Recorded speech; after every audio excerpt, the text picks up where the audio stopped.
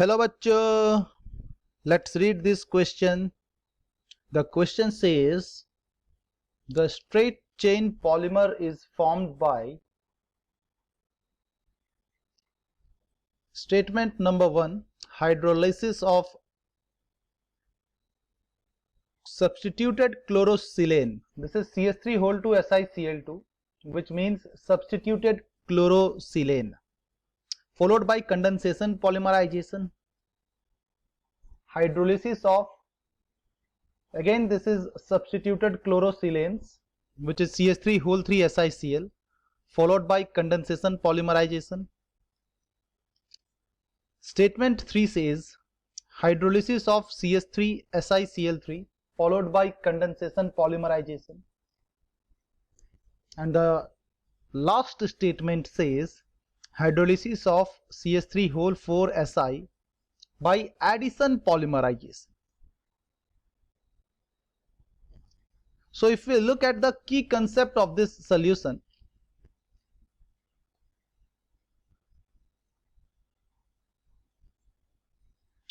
तो ये जो सवाल है, ये सवाल हमारा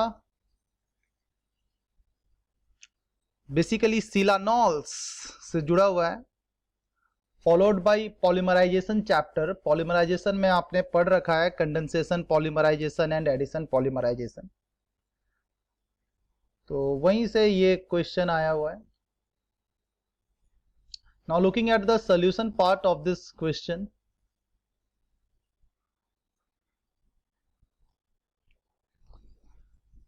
तो अगर हम अपने फर्स्ट स्टेटमेंट की तरफ देखें, hydrolysis of CH3 2SiCl2, that is hydrolysis of substituted chlorosilanes,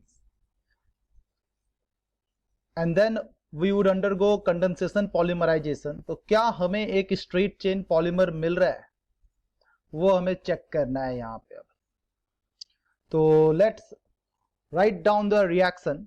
so hydrolysis of CH3 2SiCl2, तो अगर मैं स्ट्रक्चर बनाऊं CH3 2SiCl2 की, तो स्ट्रक्चर कुछ इस तरीके से बनेगा. This is dimethyl dichlorosilane,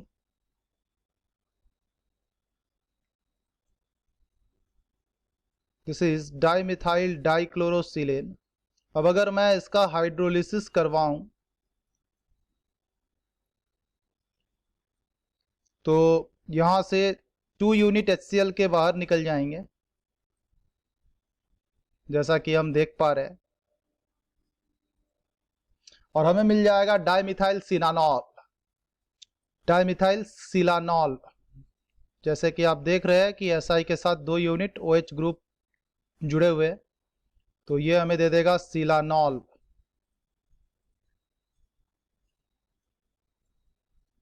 So this compound is dimethyl silanol.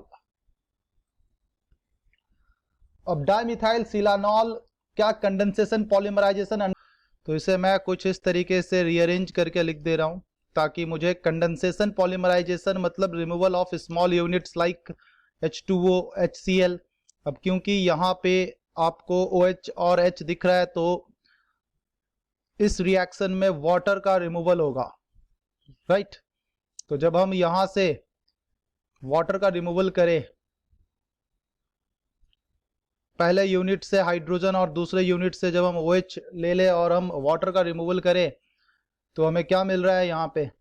तो we could see over here we are getting a linear polymer. हमें यहां से एक लीनियर पॉलीमर मिल रहा है.